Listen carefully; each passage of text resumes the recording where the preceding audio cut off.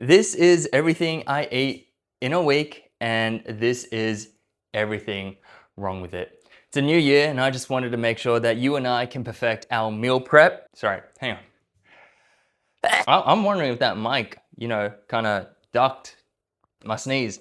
Holy moly, that's a lot of food. And I'm about to cook this video. All right, let's get into the video.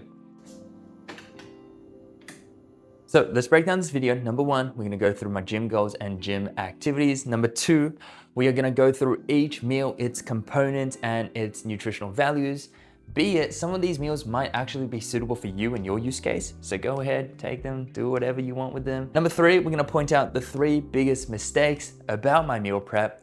Number 4, we're gonna gently touch on supplements. And number 5, if you wanna do this for yourself, we're gonna do like a little summary cheat sheet for you to guide yourself through. And if this video did help you, go ahead, put in a like and subscribe, comment how it helped you, help boost the channel, and then let's try and create a little community for us to continue to put effort into our bodies. And that's breakfast with the coffee. So a bit about myself. The goal is to gain 3 to 5 kilograms over the next 6 to 12 months. I know, it's a modest goal, settle down, settle down. Some people can really easily put that on. Others like me have been struggling for the past 3 years, ever since I started marathon training. So I weigh about 81.5 kilograms, sometimes going up to 82.3 and then back down to 80.3. It fluctuates quite wildly. Now I do go to the gym about 5 times a week, sometimes even 6. And in fairness, I'm still a very average runner and lifter. I am the pinnacle of rock up to the gym, say hi to the reception, say hi to the boys, tell them they look great, think about life, stare at a wall, think about what I'm gonna do this gym program, go to the toilet, take a dump. In that gym program, I'll run around 5 to 8 kilometers per session, training up to 25 kilometers in that week. For the strength side of things, I'll cycle through squats, deadlift, bench, overhead press, and then shoulders, sometimes hitting one of those 5 categories twice a week. Now understand this concept. To maintain means that calories in matches calories out. To go into surplus means that the calories that you're ingesting is more than the calories that you use within a day, which is gonna make you gain weight. And then finally, to eat less than what you expend means that you are going to lose weight over time, and that's called caloric deficit. So now we need to figure out what we burn in a day, which is called the total daily energy expenditure. And we're gonna figure out this through maths. Or if you have a really good heart rate monitor, then just wear that and then don't worry about maths. But culture calls and I have to do this. All right, dinner time. First, we're gonna calculate our basal metabolic rate, which is a bunch of different coefficients multiplied by weight, height, and age. And mine comes out to be 1830. Then we're gonna look at running. This formula for running is actually quite accurate for those who run around a 5-minute pace. It's gonna be 0.9521 times kilograms per kilometer. And mine comes out to be 385, which is relatively what I actually burn on a treadmill. And that is dinner.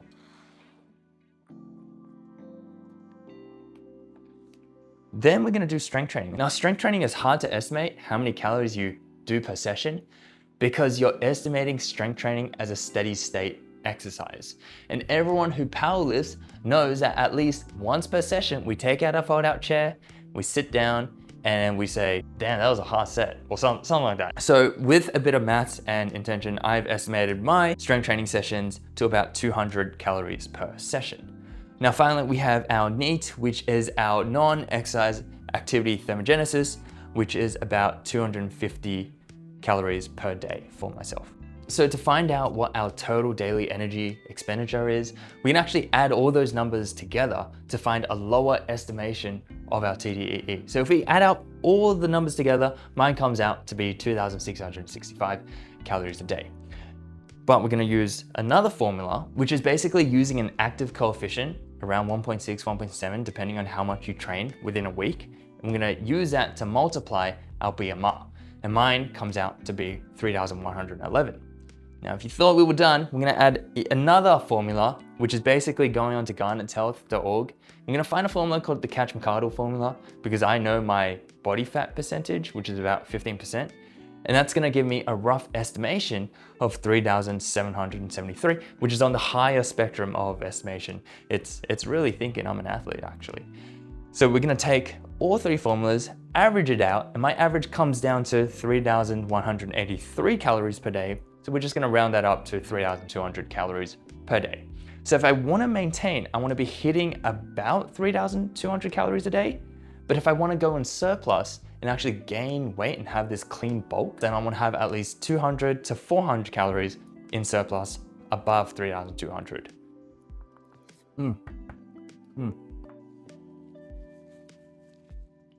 That's my first bite today, and the day's almost over. That's crazy. Oh my gosh. I'm starving. So without further ado, let's break down the foods. For breakfast, about 7 a.m., we're gonna hit about 4 Weet Bix and a coffee. It's gonna come down to about 42 grams of carbs and about 8 grams of protein. During my mid-morning snack, I'm hitting about a protein shake, which is about 90 to actually 120 calories. We've got 22 grams of protein, and then basically very low fats, 1 to 2 grams of fats depending on your whey protein. For lunch, which is about 1 p.m., I'm hitting about 160 grams of barramundi, 160 grams of basal, 230 grams of pumpkin, 200 grams of sweet potato and carrot, and that's gonna come to a protein total of about 69 grams, fat total about 10 to 11 grams, high carbs about 45 grams of carbs, and good amount of fiber. In the afternoon, around 5 p.m., I'm usually not really eating anything just because the only thing that sustains me is hopes and dreams and the sheer stress of my work. So really can't stomach anything then, but I will try to. And then after my gym program, which is about 6 to about 7:45, sometimes even 8, I'll have dinner at 8 to 8:30, hitting about 330 grams of chicken, 350 grams of broccoli, condiments, which is sriracha, that goes really well, and like a garlic toom, 15 to 16 grams of fats, and then a good amount of fiber. For my snack or supper, I'm hitting about 85 grams of rolled oats, which is about 1 cup of rolled oats with a tablespoon of peanut butter and a tablespoon of hazelnut spread. That's gonna be good healthy fats at about 20 grams of fats. Protein is about 16 to 17 grams of protein, and a high amount of carbs. Finally, for dessert, we're having 1 handful of walnuts, 1 handful of macadamias, and then 1.5 servings of a yogurt that's advertised as 15 grams per serving. So we're hitting about 15 to 20 grams of protein with its associated fats and carbs and fiber. Supplements, we're hitting about 4 grams of fish oil, 4 capsules. We're hitting about 6 grams of creatine, and then 300 milligrams of magnesium glycinate. And if you think any of these meals are great for your use case, then definitely go for it now that you know the macronutrients that fit it. But going down the totals, total proteins is about 217 grams, when I should be aiming for 1.6 to 2 grams per body weight in kilograms. Total calories is about 2,650, when I should be aiming for 3,200. Total fats is about 100 grams, which is a good level considering that I should be around 100 to 130 grams. Total carbs is about 190 grams, which we'll get to later. And total fiber is about 43 grams. And in a day, we should all be aiming for 20 grams of fiber per day.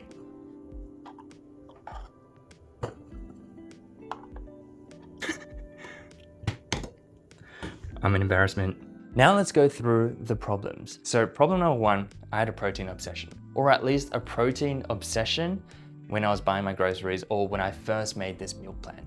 So number 1, you should only try to be hitting about 1.6 to 2 grams of protein per body weight. And there is significant diminishing returns after you cross that level of 1.6 grams per body weight in kilograms. Eventually, every extra protein gets converted to fats, and that's what you end up burning when you go for a run. So it's no longer being used for muscle synthesis. The second point is that the mTOR refractory period for optimizing muscle protein synthesis says to ingest protein every 3 to 4 hours to maximize muscle production. Let me break it down. So any excess over 0.4 grams per body weight in kilograms, spaced over 5 meals, is the most optimal way of taking that protein and having that protein be used for muscle synthesis.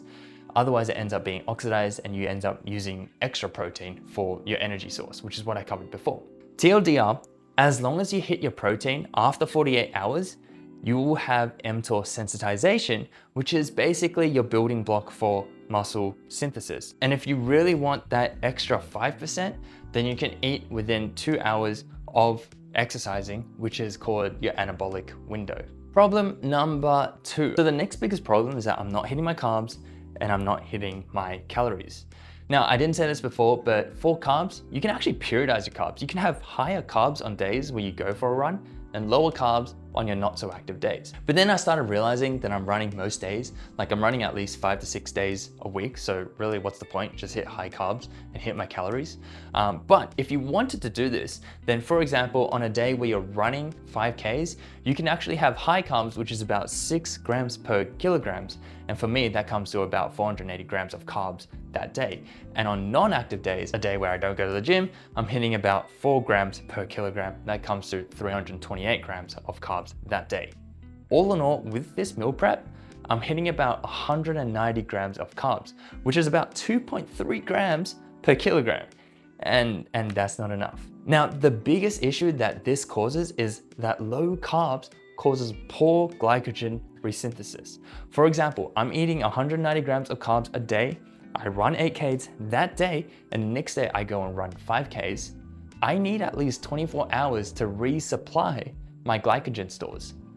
Otherwise, I'm basically forcing my amino acids to be oxidized, which means I'm burning proteins and not carbs. If you follow this table is actually really good. If I'm running consecutively high amounts of mileage, I want to be hitting about 6 to 10 grams per kilogram to make sure that I have enough glycogen stores and resynthesis for my next run. Now, let's not forget that I'm at a deficit of 600 calories and also a lot of carbs.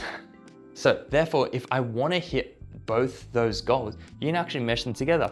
I can have about 250 grams of carbs for glycogen recovery, which is actually equivalent to about 1,000 calories. 1 gram of carbs is about 4 calories. And by doing that, by hitting 250 grams of carbs, I'm also going into caloric surplus. For example, this could be like adding a jam sandwich, which is about 100 grams of carbs. You can add 1 extra peanut butter rolled oats, which is about 80 grams of carbs. And the last thing is 100 grams of dried apricots. Dried fruit is apparently really good, very high in sugars, but very high in carbs and very palatable. That being said, I hate dried apricots. All those together, jam sandwich, rolled oats, dried apricot, is gonna come down to a total of 250 grams of carbs for myself. Or if you wanted to dirty bulk, by calories alone, 2 Big Macs a day, that's about 1,100 calories. I'm just saying, if you hit Big Macs are 550 calories. Did you know that? I didn't know that. And you know what calories are?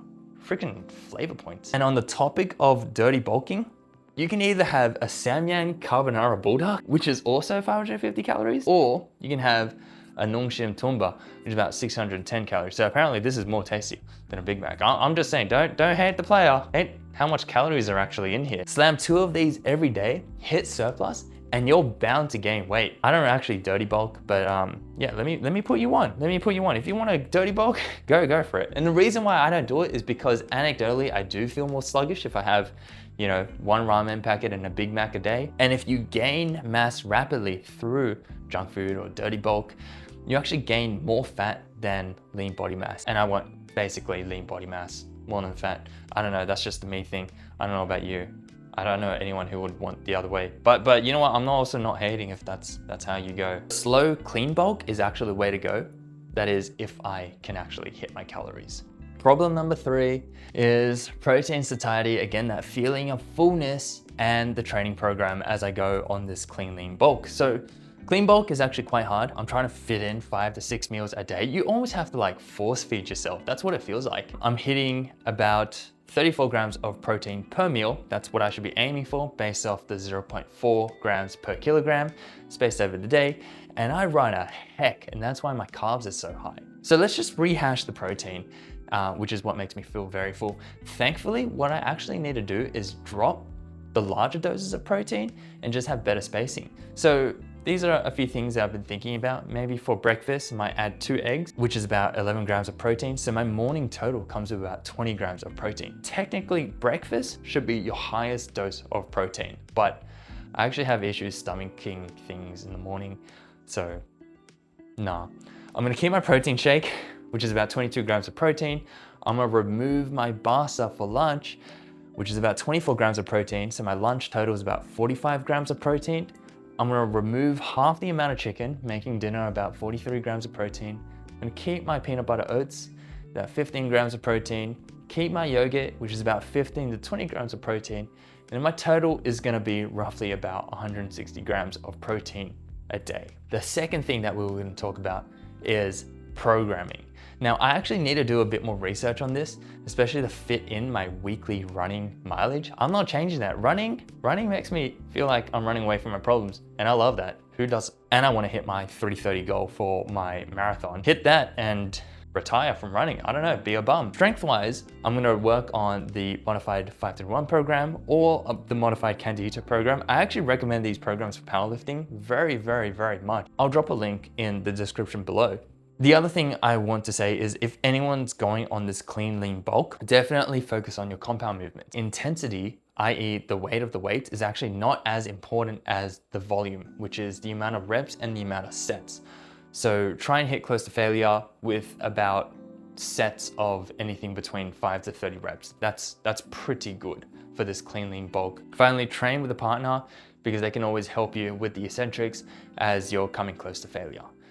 And then the last thing that I want to say to myself is I just want to give myself a bit of grace because doing this clean, lean bulk and training for a marathon, when sometimes the weekly mileages go up to like 65 Ks a week, that's tough. That's actually really hard. Like, how much food do I have to eat? I feel like my stomach is a bit small. Like, I can't eat that much. But you know, we all try. And if anyone in this community comes by and has a tip or two, definitely drop it down in the comments. Maybe we have a thing or two to learn from you. Point number 4 is supplements. This is actually a really big one, and I'm just touching on each one, just all right, and then we bounce to the next one. Ideally, 3 grams of EHA, DHA fish oil is good, but a lot of the times, a lot of fish oil only have 30% EHA, DHA per however many milligrams are in it. So for example, my one only has 300 milligrams of EHA, DHA, and the total capsule is about 1 gram. Ideally, 50% of EHA, DHA is really good for anti-inflammation, and it also increases leucine availability, which is basically a branched chain amino acid that is very essential to building muscle. Now for creatine, you want to be hitting about 6 grams to 10 grams of creatine a day. Now I've been slamming a lot of Dr. Rhonda Patrick creatine recommendations. Long story short, excess creatine saturates your phosphocreatine system, which is basically the energy system that works for the first 20 seconds of every set that you do. The thing about creatine is that if you have saturated creatine levels and you're in aerobic exercise or long periods of aerobic exercise, you basically burn up your ATP, which is the body's currency for energy, and that forms ADP. Saturated creatine levels restores your ATP levels, so you have a higher reservoir to sustain long steady state exercise. The next thing is to have 300 to even 450 milligrams of magnesium. Now magnesium glycinate is the best type of magnesium because it's got better bioavailability and absorbability than magnesium citrate and magnesium oxide. Magnesium oxide, terrible absorbability. It's basically just like a commercial way to say that this thing has magnesium, but you really don't actually absorb much of it. It's pretty much the same thing as wild fish oil. It's just like Blackmore's little flex to say that they have a bit of fish oil in it, but it's really not doing all that much for you. Finally, because you're ingesting about 1.6 grams per kilogram of protein, really good to have your probiotics as well. If you've made it this far through the video, I hope you gained something. I do appreciate it. And if you skip down to the end of this video, then, oh, all right. I still hope you got something. For the summary, go on Gym Geek macro calculator. I know we went through all the calculations before, but you can actually use this calculator, and it's great because you can select how aggressive or how modest you want to gain weight or if you want to lose weight. That one's really good, but it has to be specifically their macro calculators. The other calculators they just don't do it for me. And it's also good because it gives you a good generalization of how much carbs, fats, and protein in grams you should be taking. Now, the next thing you want to do is track your macros. This is easy. I thought it was really hard to start, but basically if you know the weight, or if you just do basic B maths and divide your weekly totals divided by however many meals you produce, plug that into Google, which has its own AI function, or you can put that in ChatGPT or Perplexity, then it's gonna give you a pretty good estimation of your macronutrients. So summary number 1, go onto the calculations page. Summary number 2, track your own macros. Summary number 3, once you track your macros, hit your calories, train hard, have fun, enjoy the process. The process is long, but heck, if I go to the gym and all the boys are like, damn, they dap me up, they're like, whoa, you look so good, then that's worth it. That's like, I do this for you. These meal preps, oh, I'm just like, glaze me. Like, please glaze me. And that's why we do our meal preps. Genuinely, if any of this helped you, then put a bit of effort into subscribing to Effort. Just please, just, and please subscribe. I'll get on my knees. Don't make me do it. I'm actually